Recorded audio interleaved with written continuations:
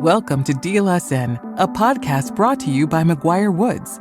DLSN promotes the advancement of women in private equity and finance through conversations with women in the private equity and finance space. These conversations provide both insights and practical takeaways to inform your deal work and enhance the culture of your organization. If you're ready to drive the industry toward a more inclusive and diverse environment, then it's time to come to the table. Hello, everyone. My name is Phyllis Young. I am a debt partner at McGuireWoods. Welcome to DLSN. Today, our guest is Hannah Jordana, who is a Senior Vice President of Commercial and Industrial Lending at Cadence Bank. Hannah, welcome to DLSN. Hi, Phyllis. Thank you for having me on the show. Thank you for being our guest today. Maybe we could start off today's conversation with you telling us a little bit about yourself. Sure. I am a Houston native, born and raised here. I am the oldest of 3 kids in my family, went to the University of Houston, and then right after school started my career in private equity, later made the leap to Cadence Bank and have been working as a lender in our commercial and industrial group for a while now. Hannah, you spoke at one of the panels for our independent sponsor conference, and we learned a lot about you then. You have a really great story.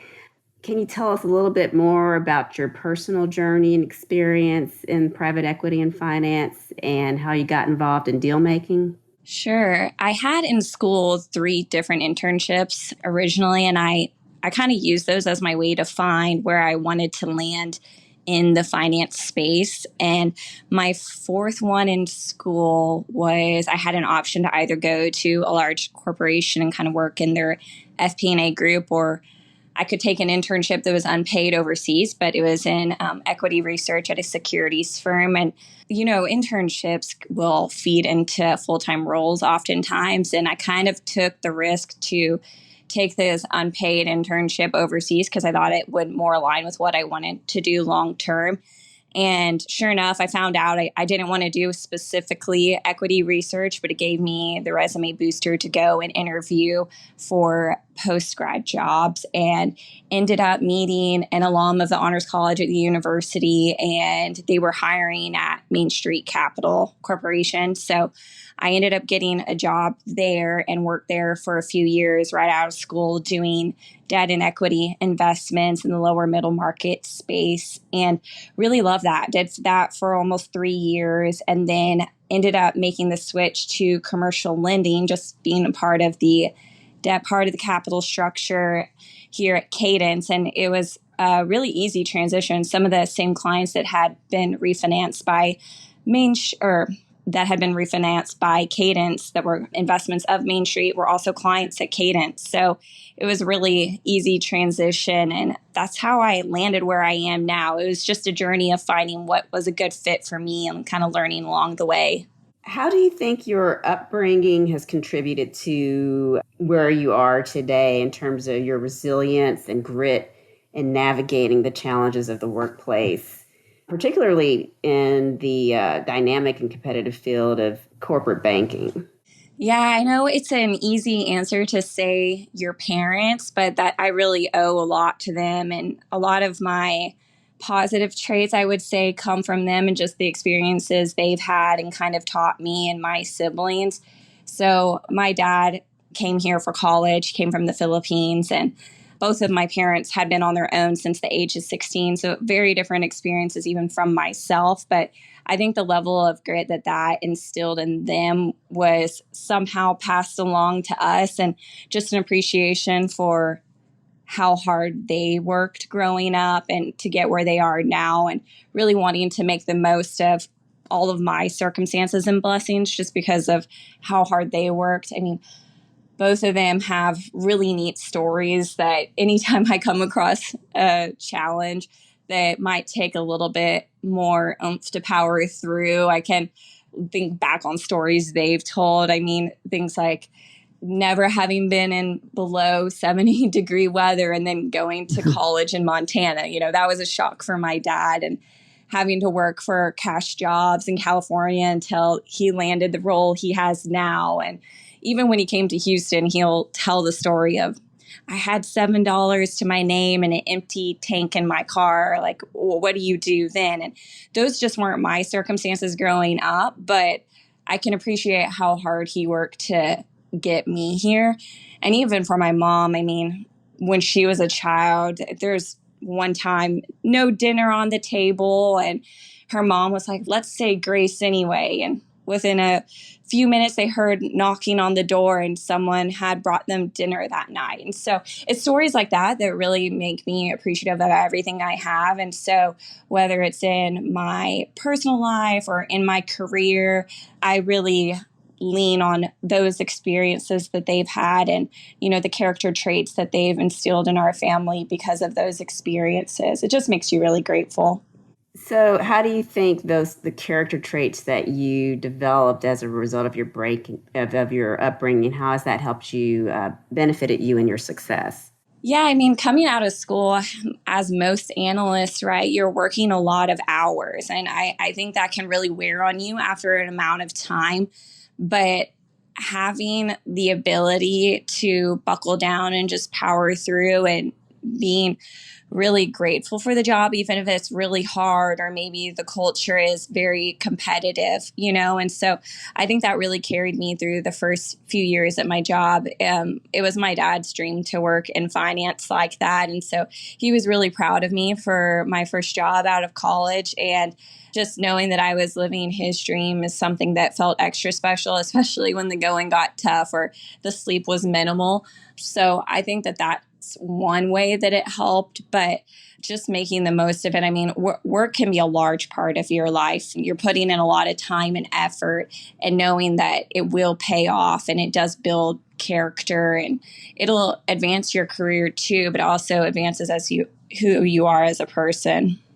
You sort of touched on the atmosphere that you can find certainly at a lot of financial institutions, the sort of churn and burn atmosphere that can be created depending on, you know, where you work and where the culture is, that sort of thing.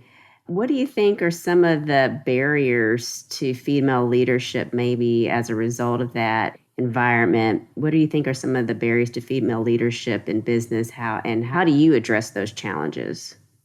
I think previous generations did a lot of the heavy lifting and overcoming the barriers to female leadership, and even my generation as well. And there's always work to be done, but I personally feel like my own self can oftentimes be my own barrier. When you walk into a room and maybe I'm the minority as a woman or the only woman in the room, it's easy to feel outnumbered or uncomfortable. And like I can't relate to my male peers as easily as maybe a coworker of mine could who's a male. So I think it's really helpful to have female representation in leadership because when you're feeling maybe disadvantaged or discouraged, it gives you a real confidence boost. I love being able to look at the women leaders, even at Cadence, and saying, okay, if they can do it, I can too. And knowing that they've paved a way and also just inspire me and other peers that I have here who are women. So that's what I would say to that one. Are there any ways that you actively support women in the workplace or diversity in the workplace? Yeah, I mean, I think there are a couple different ways. I think it's really good to keep an open mindset in the workplace. I think you can relate on many different things, and it always helps whether it's with coworkers or potential clients or even existing clients to find what you can relate on because that builds such trust and a strong relationship. And so whether or not that's because maybe me and another coworker are both female or a client is female, we can relate on common interests in that, you know, or if it's something common in background or culture or ethnicity or gender, you know, I think all of those can be used to advantage to build a relationship. So we have a mentorship program with analysts at Cadence, and I'll be paired with a different mentee each year. And I love being able to kind of journey through their first 3 months with them and hear what they're working on and going through. And I think that's a really awesome program that the bank offers, but I think it's using your diversity as your strength, finding something you can relate to someone else on and build that relationship. What about in terms of connecting with your client or your sort of customer base when you're doing business development? I'm sure you're dealing with a lot of male CFOs and executives at businesses. What are some things that you do to be able to connect there? Yeah, that's a good question. I think it's harder for women sometimes to connect. I mean, we have less in common, maybe on the surface. Maybe I don't golf as often as a CFO does, or I can't talk about smoking brisket or playing sports as well. But I think that women are really good at making personal connections with people. If I can't talk about surface level things like that with you because my interests aren't the same or experiences are different, I can ask about your family. I can see how your kids are doing in their college search, or if your kid got into the program of school or sport that you were wanting. And I think those things also build a more personal relationship and connection with people, and it makes them really real to you too. So I love that sometimes, because we don't have that easy out of just talking about sports. I mean, and some women do. I can't really relate on that one, but I think it can open up opportunities to connect at a really personal level. And I think that's really special. Yeah. So what I'm hearing is that you are being your authentic self, essentially, when you are out in the business world. Yeah, absolutely. I would love to be a good golfer, but that wouldn't be very authentic of me. I'm sure there are a lot of people who would like to be good golfers who actually aren't. Yeah. Who are out there doing it. And yeah. So you were once the new kid on the block in the industry. What in your experience helped you feel valued and included? And knowing what you know now, what are the hallmarks of an inclusive workplace? I really think it's friendliness. I know there's so many more things you can add to that, but I just know from when I joined Cadence, the way that people went out of their way to build friendship, a camaraderie. I think that goes a long way in working as a team. You're coming to the workplace to do work, but if you can do it with people that are kind and building camaraderie and giving you a warm welcome, even senior people when I joined Cadence really went out of their way to make sure I felt welcomed. So I think that goes a really far way in making people feel valued and included. And I think that's easier said than done. I mean, I will look at myself sometimes and I'll be so focused on my own work and realize that maybe I haven't been as inclusive or reaching out as much as I should have to a new person. I just remember how kind some people were when I first joined, who took the time to see how the transition was going and the onboarding and grabbing lunch, So I really appreciated those things. And I want to make sure that I'm always someone in the workplace who is giving that back to the new people. Yeah. That sort of raises the question or the issue of balancing things, right? Because I think in my own personal experience as being a woman partner at a law firm, and certainly a lot of times, sometimes the only woman partner around, or the only woman in the crowd or an office, or lots of different situations.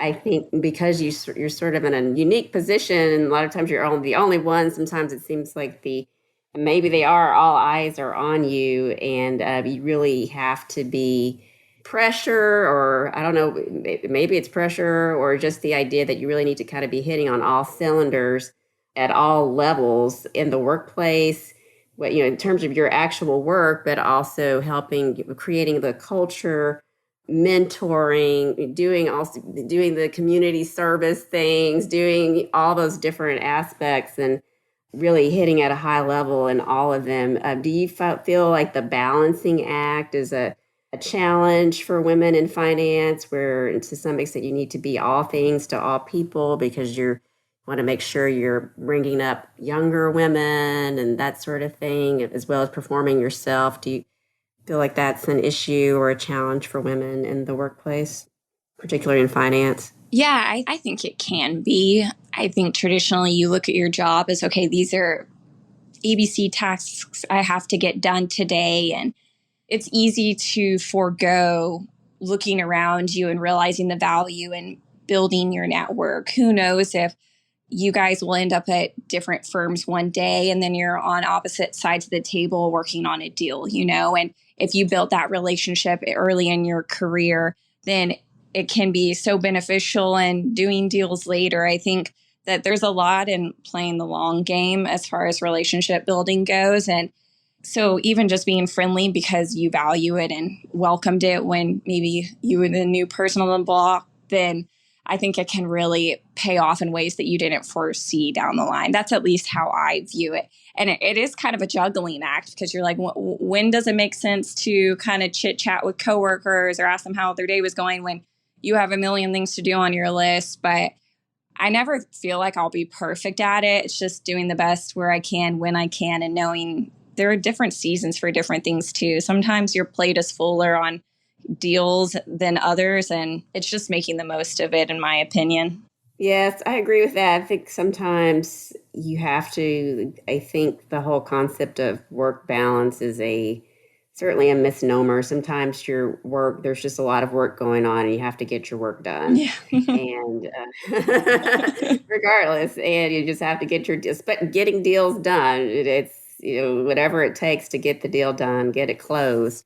Sometimes there's more time to do personal. And for me personally, one of the things I had to realize or learn was that when it's work, it's work. And you won't hear from me possibly. And I tell people, I'm going to disappear for a little while. You may not hear from me for a while. So don't worry about it. But when there is time to focus on personal, really take advantage of it and be in the moment. I think that's really important and something that I've learned throughout my career. Yeah, I totally agree with that. You have I think you have some really interesting outside interests. So outside of your professional endeavors, how do you choose to spend your free time? And do you have any hobbies or activities that contribute to the qualities or skills you bring to the workplace? I know you're involved, for instance, in the Houston Rodeo. Yes, my personal life can stay really busy. I have the issue of sometimes overcommitting, but I love to stay active and to give back as well. So I do volunteer on the Mud and Bustin committee at the Houston Livestock Show and Rodeo. I am newer to that committee, but I absolutely love it. I co-lead a community group at my church every week. And I mean, just as far as fun stuff, I love to play tennis or pickleball these days, I guess, whenever I can. And for those that don't know, the Houston Rodeo is a big thing in Houston, Texas, and getting on some of these committees, a big deal to be on these committees. Yeah, it is a huge organization and very well run. I mean, the work they do is really impressive. I really value education and promoting education and the amount of money and that they're able to give to scholarships or grants, and also just the platform they give students to showcase their animals and their projects. I think it's a really amazing organization. So when I first wanted to start to get involved, it definitely took quite a bit of legwork to try and figure out where my place was in the rodeo. I ended up asking lots of people who were involved lots of questions, setting up informational interviews, having one-off phone calls, really trying to find what committee would be a good fit. And I think that legwork really helped me understand kind of what I thought would be a good fit for me and where I could give back a lot. And then I got really lucky to get on the Mud and Bustin committee. I absolutely love working with the kids and the sheep, and it's just such a fun event too. So I love working with the rodeo and all the other volunteers. Everyone's so committed. I mean, this is only my second year on that committee, and there are people who are pretty much like lifetimers. And I hope to be that person one day too. It's really great to see.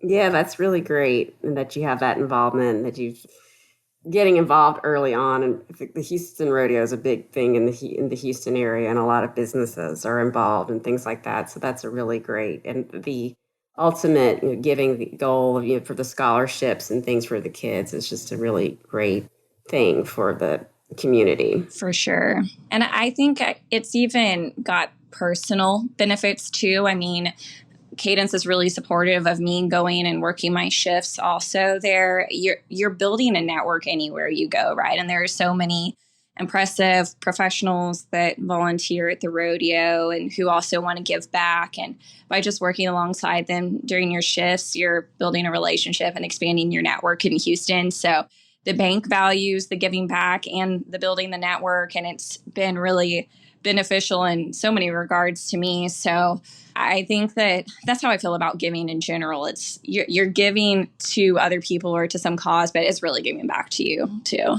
And you can translate that into the work that you're doing at Cadence and the work that you're doing in the business community, right? For sure. We've covered a lot here. Sort of in your ideal world, how can organizations actively support and empower women to take on leadership roles in deal execution and decision making? Yeah, I think so much of it comes down to the people. Are they being supportive? Are they being friendly? Are they being welcoming? It's in the daily behaviors, in my opinion. Does a woman come to her place of work and know her opinion and work product will be trusted and respected? I know at Cadence that when I'm proposing a new deal that people really take my opinion seriously and know that I've put in the work and done the diligence and asked good questions. So I feel like my voice is really heard here. And I think that's really shown by women also being in leadership here as well. So I think that Cadence does a really good job in supporting and empowering women because they hear their voices, and it's just a really inclusive workspace. Everyone here wants everyone to succeed. And I'm not just saying that to say it. I've worked in quite a few different places between internships and full-time, and I really think Cadence does a good job at supporting women like that. Everyone here just really wants to make sure that we're getting people's voices heard who are putting in the work and doing the diligence and really digging in and wanting to succeed. What advice would you give young women who are aspiring to enter into the finance industry? What advice? Maybe that when the going gets tough, I think working in private equity and finance can be a demanding role, right? And it can also be tough in that maybe you're outnumbered or you're the minority in it. And so I think when the going gets tough, we have two options, right? We can either be the change we want to see, or we can find a place that really aligns with our values. So I think knowing that we have that freedom, that there are places that are really going to respect and hear our voices and want us to succeed, but there are also places that they just needed someone to be that difference, and show there may be a better way. So that's what I would say to that. I think there are so many different workplaces, and every year I think it gets better and better for women in the finance space. So it's really a tough call and such a personal decision on how to power through. But there's definitely a space for us here. And I think women have a lot of value to add in private equity and finance industry. So I would love to see women just keep powering through and being supported, because there are really good workplaces out there that value our opinions. Right. I agree. I do think there's been a lot of change over the years. Certainly since I started my career, we've made a lot of progress. There's still some things to do, but we definitely, women in finance in private equity, have made a lot of progress. Where do you see yourself projecting out 5 or 10 years? Like, what to you would mean sort of the definition even of a successful career in finance? Ooh, that's a tough question. I really love, if you can't tell, working here at Cadence. So I think it would just be growing my role within the bank, really training up people around me too, and being a good example. I really want to service my clients well. I love the people I work with as far as my clients. And one of my favorite things in this role is just seeing companies grow and succeed. And a lot of our products here, the loans that we can offer and the different types of facilities can enable businesses to grow and take the next phase in growth or maybe transition. And so I love being able to see people grow their companies. And I think that's a really awesome story. And that's like my favorite part of the job, just knowing that I had a little part in that. So I look forward to being able, maybe the small clients I have now, seeing them grow and achieve their dreams, and while also just building that out here in Cadence as well. So you work with a lot of established businesses. Do you do any work with companies that are, maybe there's a father who's always owned the business and maybe is considering retiring or something like that, and so now they're thinking about transitioning the business or transitioning the ownership, those types of stages as well? Yeah, I would say about 50% of my portfolio is entrepreneur, like founder-owned businesses, right? And the other half are sponsor-backed companies, which lends well to my experience prior to working at Cadence and where a lot of my network was. So there are definitely those stories where, the founder of the business is looking to retire, and is his son going to take it over, or does he need to sell it to a sponsor, or what kind of financing do the kids need in that family to try and buy their father out or their mother out, So I think that that scenario definitely has arisen, and there are lots of different solutions that we can provide to companies in that transition phase. Really interesting. And the sponsor-backed companies too, it's interesting that it's about 50-50. Yeah. We try to maintain a good mix here. We like really working with both. I mean, the ones that are owned by sponsors, they can sometimes be more acquisitive. And so they're really high touch relationships. And those are really fun to work on because you're getting to see a story play out live, right? An investment thesis kind of come to fruition. And then on the ones that are owned by companies, maybe it's been in their family for generations, and you get to see how committed they are to that business for generations. And maybe each generation has a bit of a different take on it. So you get to see it go through different growth cycles or anything like that. I think it's a really cool mix. And so what I get from that too is that you have to be sort of nimble, right? You don't just have a cookie cutter approach. Yeah, absolutely. What sells to one client might not be what the other one is looking for. You really have to find out where are they coming from? What are you looking for? Yeah, really understanding what products would fit their needs. Hannah, we're coming to the end of our podcast here, and we always ask our guests our signature question, which is, what advice would you give to your younger 22-year-old self? I like that question. I would say to not put so much of my identity in my work. I think when you spend so much of your time at your job, potentially more than anywhere else, it's really easy to start to let it define yourself. And well, even myself in my first few roles, I think that I derived a lot of my worth from that. But I don't think that's healthy necessarily. So I would say that there's so much more to each of us than the work we do, during the day at our job. So I think it's really healthy to find where does my value and worth come from. Otherwise, it can fluctuate so much based on, feedback you got on a project, or how well a deal went, or how well a phone call went, or, your manager's feedback. So that's what I always try to tell myself, and what I've learned in my career, just to not put so much of my own value in my 8 to 5, But I think that it takes up such a large part of your life that it's hard not to do. And it is such an important piece, but it's not everything about who we are. And it might be harder for women, I'm not sure, to kind of bifurcate the two of being like, this is who I am, and this job is just what I do. But I think it's really important. Very interesting, Hannah. Thank you so much for being our guest today on Deal Us In, and thank you to our audience for listening in.